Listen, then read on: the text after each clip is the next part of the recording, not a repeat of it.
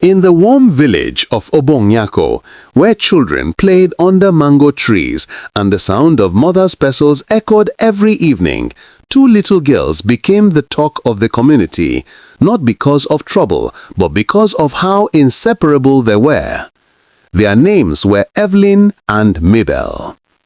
They met on their first day in nursery school. While the teacher struggled to count the crying children, Evelyn walked up to shy little Mabel, held her hand and said, "Sit beside me. My mommy said good girls don't cry."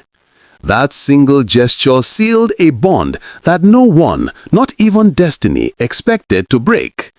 From then on, wherever one went, the other followed. People nicknamed them twin souls, even though they shared no blood. In primary school, they wore matching hairstyles. Evelyn would braid Mabel's hair on Monday, and Mabel would braid Evelyn's hair on Tuesday. They shared snacks, fought bullies together, and stood side by side during school debates, always finishing each other's sentences. Their mothers stopped buying matching clothes because tailoring fees were becoming too much, but that didn't stop them. The girls used ribbons, bangles, anything just to match. In secondary school, they became even closer. They joined the same clubs, copied each other's timetables, and even decided together which science subjects to drop. Teachers often said, "These two came to this world in one womb." Life took them to the same university, and by then, their bond had matured into true sisterhood. They shared a hostel room, shared food, shared secrets, and shared dreams. But their dreams were not identical. Mabel dreamt of building a stable life through hard work. She would say, "I want to start small, grow big, and marry a man who understands partnership." Evelyn dreamt differently. She believed her beauty was her golden ticket to soft life. She would sit in front of the mirror for hours saying, "I won't suffer. I will marry a rich man from a powerful family. I was born for luxury." Mabel will smile and shake her head gently. "My sister, wealth is sweet, but building it yourself is sweeter." Yet, despite the differences in ambition, they remained inseparable. People who didn't know them assumed they were blood relatives. Their names became a proverb. If you see Evelyn, Mabel is not far. Little did the villagers know that this bond, so pure, so beautiful, would one day be tested by jealousy stronger than poison and dreams darker than night. Because sometimes the greatest betrayals do not come from strangers. They come from the hand that once wiped your tears. Graduation day felt like the beginning of a new world. With their certificates in hand, Evelyn and Mabel hugged tightly, dreaming about life after school. But life had plans of its own. Mabel plunged into the workforce immediately. She took intern jobs, volunteered at events, and managed small programs for little pay. She never complained. Every naira she earned was planned, saved, and invested. She was industrious, focused, and determined to build something meaningful. Evelyn, however, floated into this city lifestyle with confidence. She joined the Slay Queen circle, always dressed in expensive wigs, acrylic nails, flawless makeup, and designer-looking outfits. She wasn't working, but she believed strongly that one day a rich man would pick her up and marry her into wealth. Her mantra was simple. "A rich man is looking for me. I just need to be visible." She spent her days taking pictures in restaurants, posting on Instagram, waiting for billionaire husbands to spot her glow. Meanwhile, Mabel spent her days attending meetings, networking, and losing sleep to build her future. Gradually, their paths drifted. Not out of hatred, but out of lifestyle differences. Evelyn would visit Mabel and complain. Mabel, you're suffering too much. Why are you walking like this? See me, I need soft life. I can't stress. Mabel would smile and reply, Sister, build first. Comfort will follow. But Evelyn didn't want to build. She wanted to enjoy. Their bond was still there, but the closeness was no longer perfect. Mabel had little time for nightlife, and Evelyn had little patience for hustle. And that small gap created room for envy. Unseen, silent, but growing. Little did Evelyn know that while she was searching for wealthy men, fate was preparing someone entirely unexpected for Mabel. Someone whose presence would spark the jealousy that would turn friendship into poison. The separation had begun, and destiny was shifting. Today morning, Mabel was coordinating a high-profile corporate event. She had risen through the ranks and now managed events professionally, organizing decor, sound, lights, guest lists, and vendors.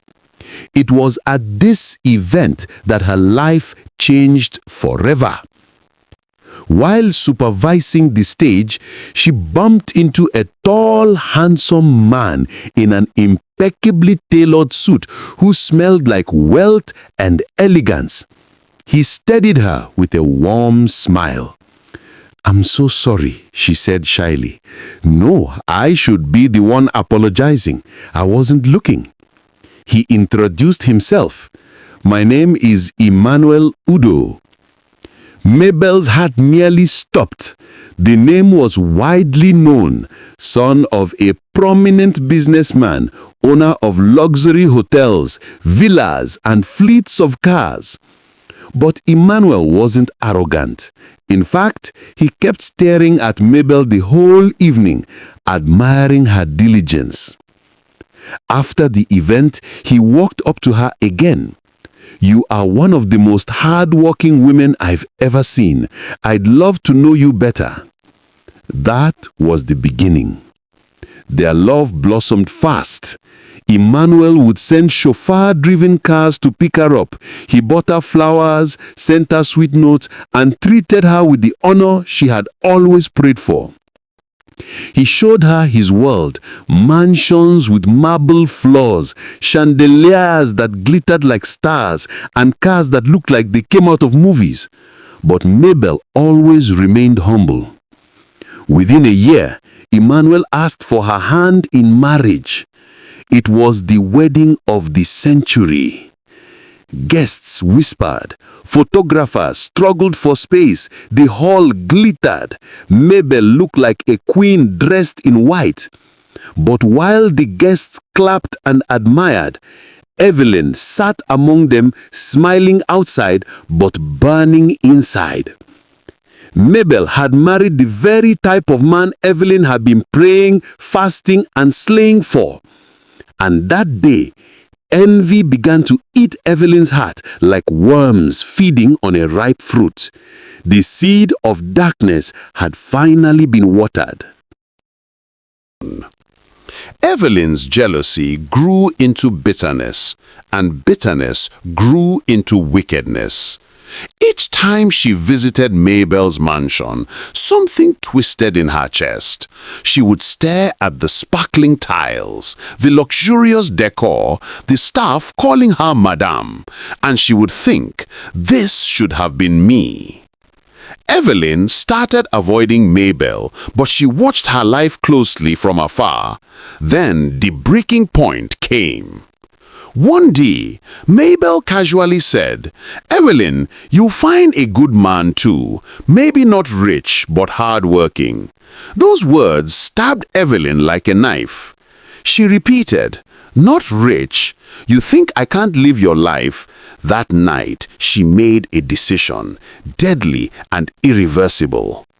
Months later, Mabel invited Evelyn to follow her to a cousin's wedding reception. Evelyn accepted, smiling like a sister but plotting like a serpent. At the event, she bribed the chef to lace Mabel's food with poison. The plan executed flawlessly. Minutes after eating, Mabel felt dizzy. Evelyn offered to help her get to her car. Mabel drove off struggling to breathe, and that was the last time anyone saw her. Hours later, her empty car was found by the roadside. Mabel was declared missing, but Evelyn already knew she was dead. She cried loudly, rolled on the floor, and wailed like a widow, acting so well that even Emmanuel consoled her. As weeks passed, Evelyn slowly moved into Mabel's home to help Emmanuel heal. Soon, she became his new wife. But her dream life quickly became a nightmare. Emmanuel never touched her lovingly. He never smiled at her. He never gave her money. He barked at her for mistakes. Sometimes he hit her. Sometimes he ignored her entirely. The mansion she envied became a cage of misery. Meanwhile, unknown to the entire world, Mabel was alive, barely. A stranger had rescued her and rushed her to the hospital, where she remained in coma. While Evelyn enjoyed her stolen life, Mabel fought for her real one. 7 months later, destiny opened its eyes. Mabel woke up from her coma. The stranger who saved her, a wealthy businessman named Dr. Raymond Atta, had taken personal responsibility for her medical bills. He admired her strength and humility even in her unconscious state. When she was strong enough to move, Raymond bought her a new apartment, hired private nurses, and made sure she lived in comfort, not knowing her past, only knowing she deserved care. Then one afternoon, Mabel decided it was time to return home. She walked into her husband's mansion like a ghost that refused to stay dead. Evelyn saw her first. Her scream shook the entire house. Her spoon fell from her hand. Her knees buckled. Her face drained of blood. "Mabel, Mabel, you are supposed to be dead," she trembled. Emmanuel rushed out and froze. "Mabel, Mabel, my wife, my life, is this truly you?" Tears rolled down his cheeks. But when Mabel saw Evelyn's swollen belly, her heart shattered. She looked at Emmanuel painfully. "You didn't even wait," she whispered. "Mabel, I thought you were gone forever," Emmanuel cried. "Please, don't leave again." He turned to Evelyn. "You, get out of my house, now." Evelyn, still shaking, tried to explain, but Emmanuel wasn't listening. He dragged her belongings out. "Leave, I don't ever want to see you again." But Mabel didn't return home. She quietly walked out of the mansion and returned to Raymond's safe, peaceful home. "I can't go back to that pain," she told Emmanuel later. "I need healing." Meanwhile, Evelyn's life became a storm of suffering. Rejected, homeless, pregnant, alone. Emmanuel's hatred for her grew until he became monstrous. He beat her. He starved her. He locked her out at night. He called her a witch. When she went into labor, she collapsed and was rushed to the hospital, half unconscious. There, in her dying moment, she finally confessed everything. "The poison, I arranged it. I wanted her life. I thought it was mine." Mabel, standing by the doorway, cried silently. Evelyn wept harder. "Forgive me. Tell my child, I'm sorry." The truth spilled like dirty water that had been hiding in the dark. And the elders of Obonko said, "When you envy another person's destiny, you swallow poison meant for yourself."